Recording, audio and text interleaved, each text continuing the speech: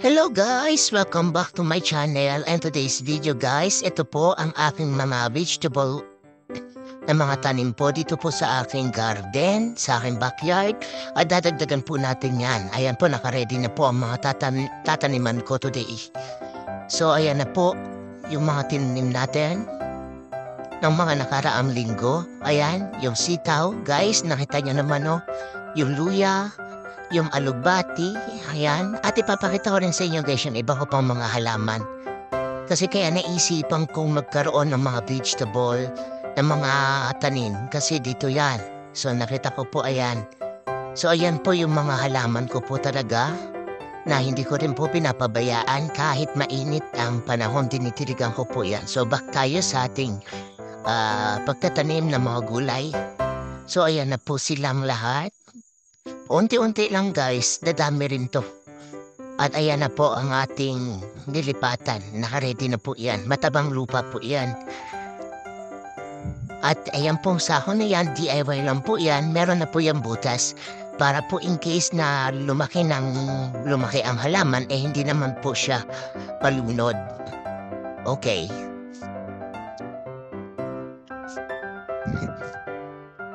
Mainit na dun guys, oh.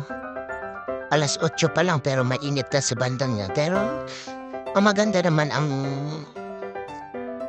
init sa ganyang mga oras.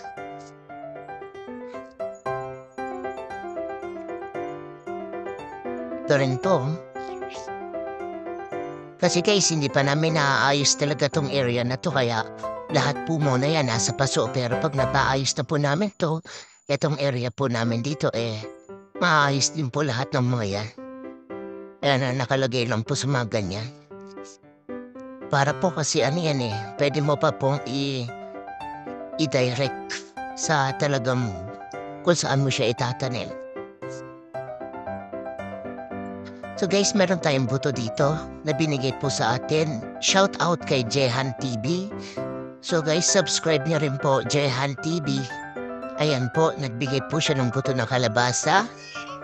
Ito buto ng okra. At buto ng pechay. Pero guys, itong pechay na to, isa-separate natin to. Kasi meron ako talagang pagtataniman yan.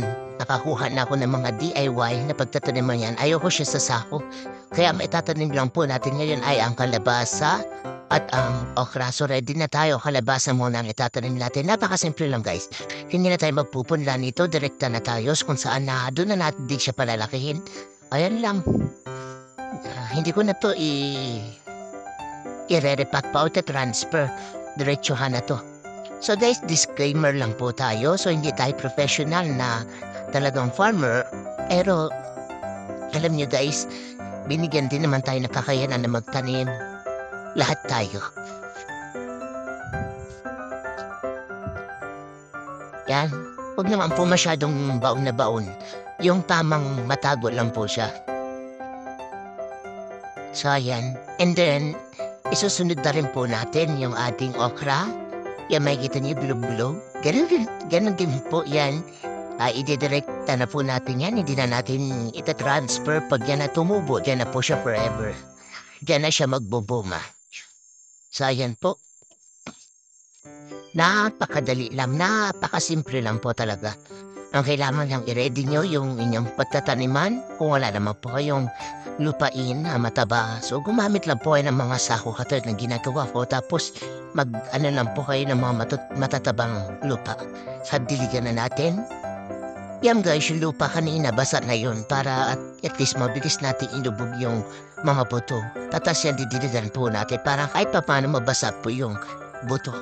So ilang panahon lang yan guys, mga ilang araw meron na yan. At tinan nyo na may tanong ko.